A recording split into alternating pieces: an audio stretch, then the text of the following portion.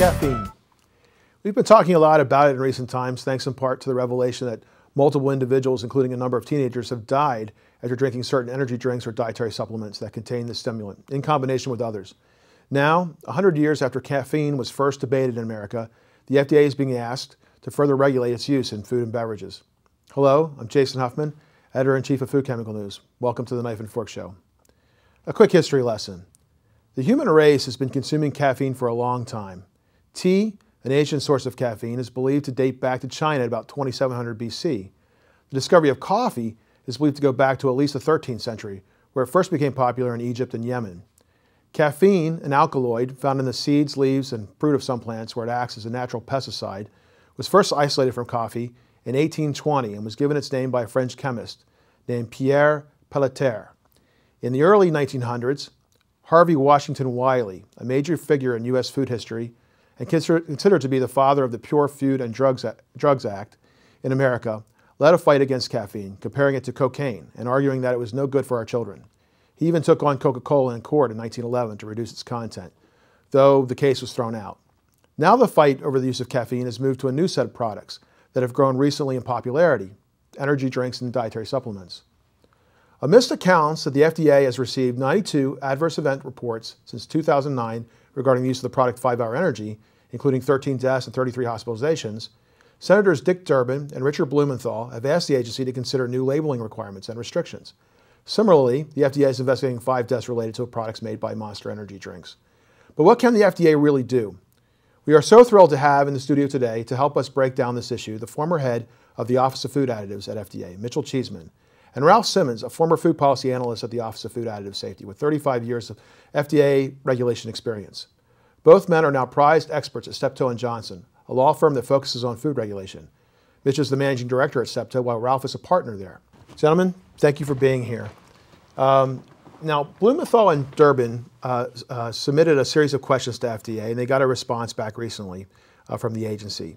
And they asked about things like labeling, potential labeling. They asked about restrictions on caffeine, and the FDA sort of suggested that they would do a little bit of review here, or a lot of review here, and then come back and potentially they would think about these things. But this is a very difficult issue, isn't it? What can the FDA do? FDA can certainly impose labeling restrictions on products. They can also restrict the level of caffeine potentially in products. They are investigating particularly the use of caffeine in energy drinks because of some of the injuries that have been reported. In terms of actually restricting caffeine, it comes in 2 sort of categories. If it's a dietary supplement, they would need to demonstrate that it's unsafe for the uses that in the dietary supplements. And some of the energy drinks are labeled as dietary supplements. Some of them are labeled as conventional foods. And in that case, the caffeine is being used, it's listed as GRAS in cola, but it's not listed as GRAS for energy drinks. So it's being used on what we call self-determined GRAS status. Right. And if that's the way it's being used, then FDA can demonstrate and restrict its use based on a finding that it's no longer generally recognized as safe, GRAS. So not necessarily proving that it's unsafe, but that it's not generally recognized as safe. Now, I understand that there is a GRAS setting in relation to cola-type drinks. I think that's the term they use, and it's something like 0.02% per serving? Yes, that's correct. Yeah.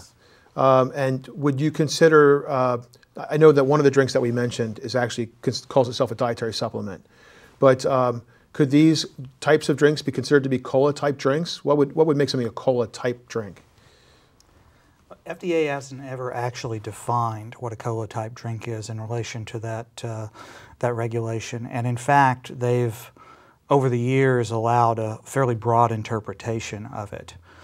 I think one of the other challenges that FDA faces with respect to taking action against this particular use of caffeine is the fact that we have a wide range of natural exposures. The major source of caffeine in the U.S. diet is still coffee and tea.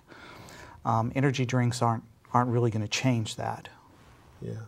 I noticed that one of the energy drink manufacturers has used that as essentially a defense, that it's basically saying that, hey, there are a lot more people consuming caffeine from coffee than any of our products, and at somewhat similar quantities. And there's a certain amount of evidence that the consumers of these energy drinks actually are using them to replace coffee. And that's a critical factor in determining how much individuals or the population of the U.S. in general is consuming from energy drinks specifically. Could the FDA wind up separating this issue? Is there a way to separate the issue to make it one standard for adults and one standard for younger folks? Because I think one of the concerns that's being expressed is that younger people are drinking these things and they're not acting as responsibly as they should. I think that's a possible, I'm sorry. Go ahead. I think that's a possible labeling question. They could have the energy beverages labeled with an age limit on them. They'd have to be able to support that scientifically, that there's a good reason for that. But that's a possibility. Similar to what they might do for pregnant women. Yes, yes, it would be like that. And that's something that's been done with other products. So that's a potential for the energy drinks as well.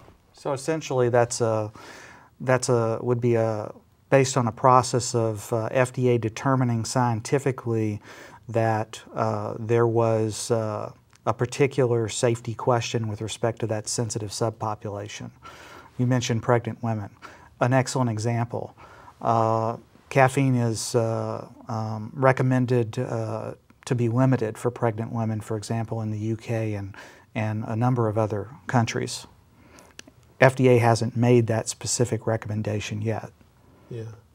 What do you think the timeline is on this? Do you think the FDA could possibly complete its review within the year and have something to show at the end of the year? Or do you think that's a really difficult task to accomplish in that short period of time? I think FDA could accomplish something within the year in a stepwise fashion, but caffeine's a very complicated scientific issue. FDA has actually been looking at the safety of caffeine for a number of years, and specifically from the consumption of energy drinks, looking at the consumer exposure, looking at the overview of safety information, and the safety of caffeine is very complicated. It's a stimulant. It's not like many other food ingredients, but it's a chemical that data shows consumers can develop a tolerance for. And so the safe level is for the population or for individuals is a challenging thing to set. It's also difficult because it's so widely consumed and it's found not only in food but also in drugs as well, which is one of FDA's concerns. But that's a complicating factor because it's difficult when you have an adverse reaction reported to and associated with an energy drink.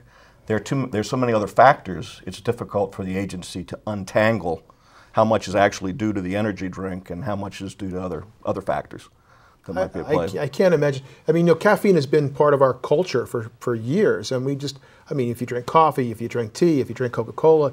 When I was in college, I drank Mountain Dews to help me finish papers late at night, and I knew what I was doing when I was drinking the Mountain Dew and why I was drinking it. So, it must be a very difficult a task for the FDA to come back, after all of this experience, and now try to regulate something that's been so heavily used. Yes, that's right, and it also would be adverse to some companies that have quite a significant financial interest in the product, and many consumers who are interested in using the products. So it would be, to take any drastic action would run up against some very significant opposition as well, and that would require, obviously, FDA to have an extremely strong position, and also probably limits its options in terms of what kind of action can be taken. Well, time is up. Let's end the conversation there, but stick around because Mitch Cheeseman and Ralph Simmons are coming back to look at the year ahead in food additives.